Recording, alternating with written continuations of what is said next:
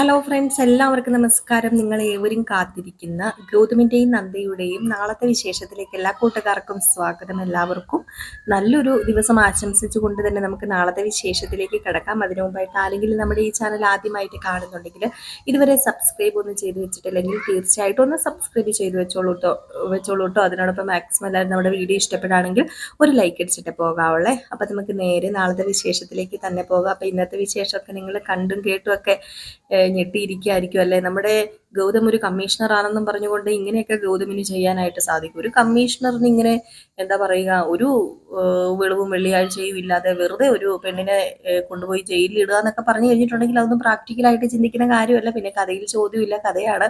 അപ്പം ചിലപ്പോൾ ഇതല്ല, ചിലപ്പോൾ ഇതിനപ്പുറം നടന്നിരിക്കും, സംഭവിച്ചിരിക്കും. അപ്പം അങ്ങനെ നമ്മുടെ ഗൗതം സത്യം പറഞ്ഞിട്ടുണ്ടെങ്കിൽ ഇപ്പോൾ ഒരു സ്വപ്ന ലോകത്താണ്. തൻ്റെ കുട്ടിയെ കിട്ടിയ ആ ഒരു സന്തോഷത്തിലാണ്. തൻ്റെ രക്തത്തിൽ ഒരു കുഞ്ഞ് ഭൂമിയിൽ ഉണ്ടായിരുന്നു. അപ്പം അതിനെ ആദ്യമായിട്ട് തൻ്റെ കയ്യിൽ കിട്ടിയ ആ ഒരു സന്തോഷത്തിലെല്ലാം മതിമറന്നു പോയി എന്ന് തന്നെ വേണമെങ്കിൽ പറയാം.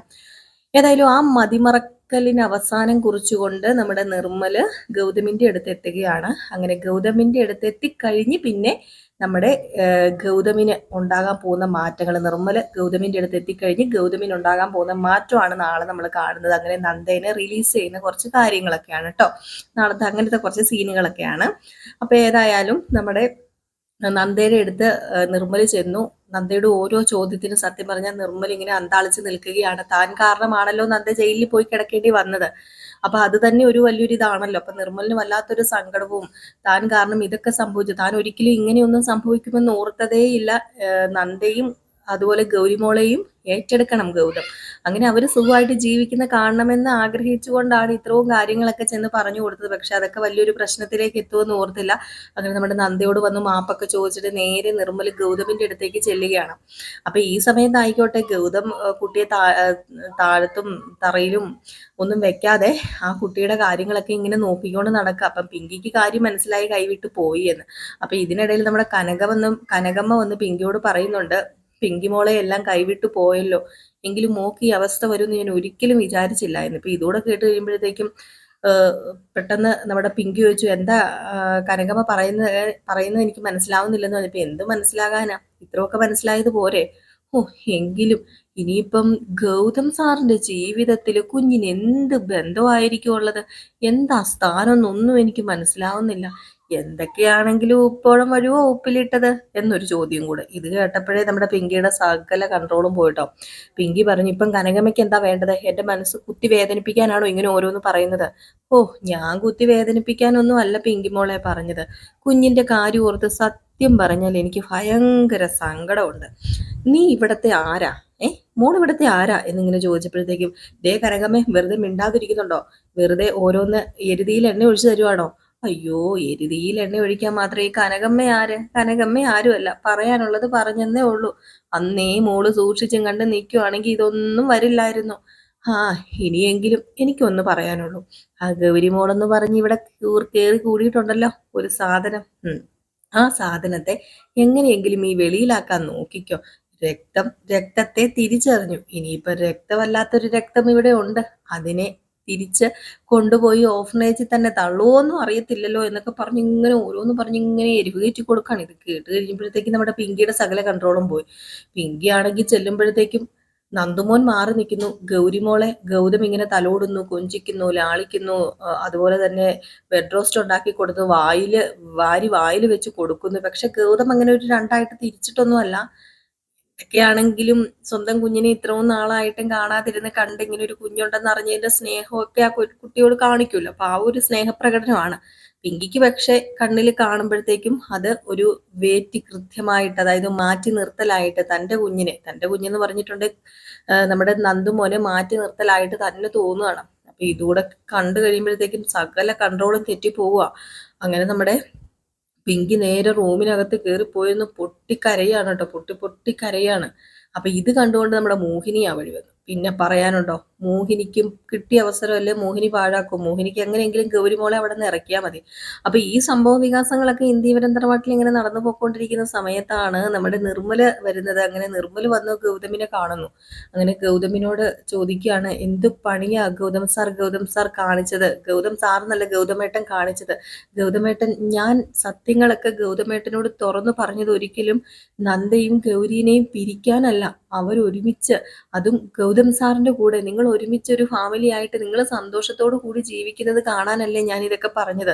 പിന്നെ ആ കുട്ടിയുടെ അച്ഛനെ കാണാനുള്ള അതിയായ ആഗ്രഹം, ആ കുട്ടിക്ക് കിട്ടേണ്ട ആ ഒരു അധികാരം, അവകാശം, സ്നേഹം, വാത്സല്യം, അതൊക്കെ കിട്ടാൻ വേണ്ടിയല്ലേ ഞാൻ ഇതൊക്കെ വന്ന് പറഞ്ഞത്.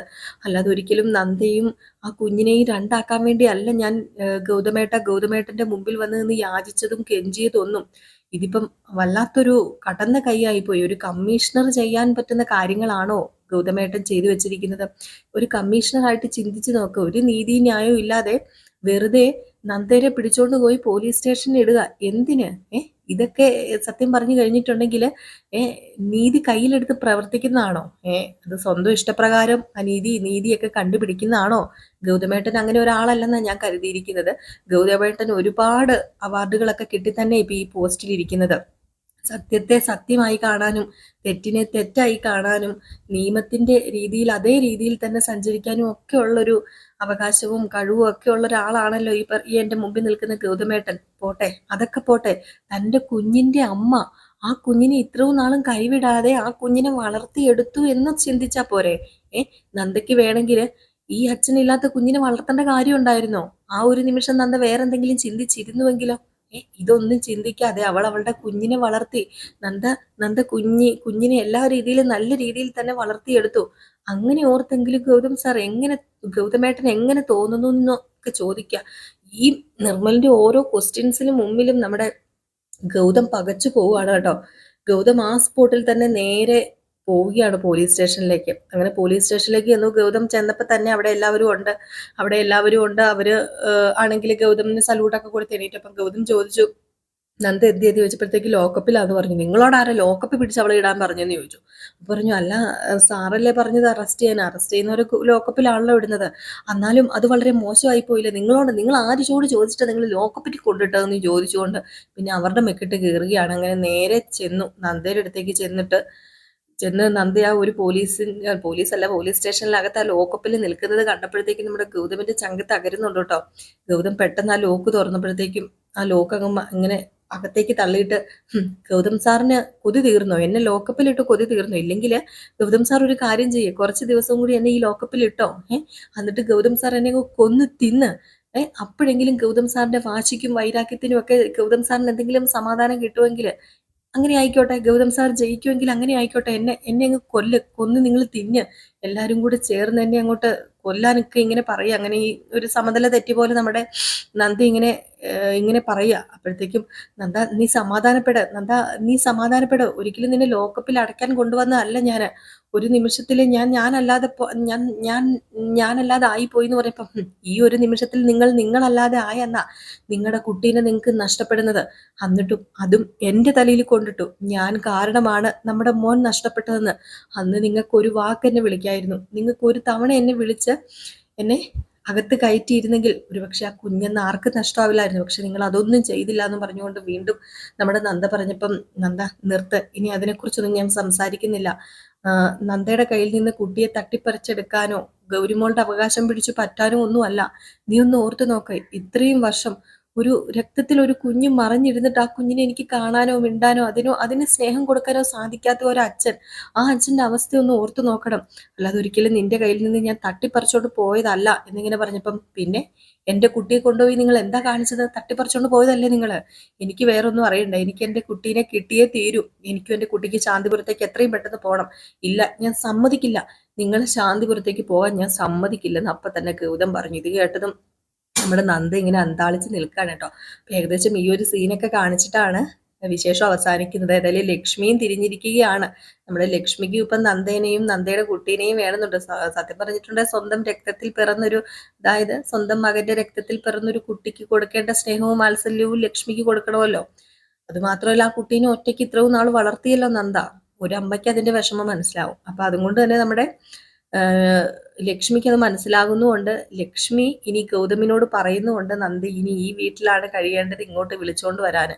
ഏതായാലും കഥ എങ്ങനെ പോകും, എങ്ങനെയാണ് മുന്നോട്ടേക്ക് പോവേണ്ടത്, ഇപ്പൊ പിങ്കി എന്ത് ചെയ്യും എന്നൊന്നും അറിയില്ലല്ലേ. കാത്തിരുന്ന് തന്നെ കാണാം.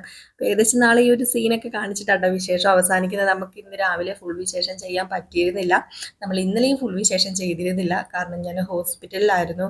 കുട്ടിക്ക് കുറച്ച് അസ്വസ്ഥതയൊക്കെ ഉണ്ടായിരുന്നു കേട്ടോ. അപ്പം ഹെൽത്ത് ഇഷ്യൂസ് ഒക്കെ ആയിരുന്നു. അപ്പം അതുകൊണ്ട് ഹോസ്പിറ്റലിലായിരുന്നു. ഇന്നലെ രാവിലെ ഞങ്ങൾ പോയി അവിടെ അഡ്മിറ്റ് ആക്കി. ഇപ്പോഴത്തെ ഡിസ്ചാർജ് ആയിട്ട് വന്നതേ ഉള്ളൂ കേട്ടോ. അപ്പം അതുകൊണ്ടാണ് നമ്മുടെ വീഡിയോ ഇടാതിരുന്നത്. അതുകൊണ്ട് ഇങ്ങനെ നിങ്ങൾ വിചാരിക്കരുത് പെർമനന്റ് ആയിട്ട് വീഡിയോ ഇടുന്നില്ല എന്നൊന്നും. നമ്മൾ കണ്ടിന്യൂസ്ലി അങ്ങനെ വീഡിയോ ഇട്ടോ പൊക്കോണ്ടിരിക്കുന്നതാണ്. ഇങ്ങനെ എന്തെങ്കിലുമൊക്കെ പ്രശ്നം വരുമ്പോഴാണ് കേട്ടോ നമുക്കൊന്ന് എന്താ പറയുക മാറി നിൽക്കേണ്ടി വരുന്നത്. അപ്പം നിങ്ങൾ മനസ്സിലാക്കുമെന്ന് പ്രതീക്ഷയോട് കൂടി തന്നെ നിർത്തുന്നു. Tata bye bye.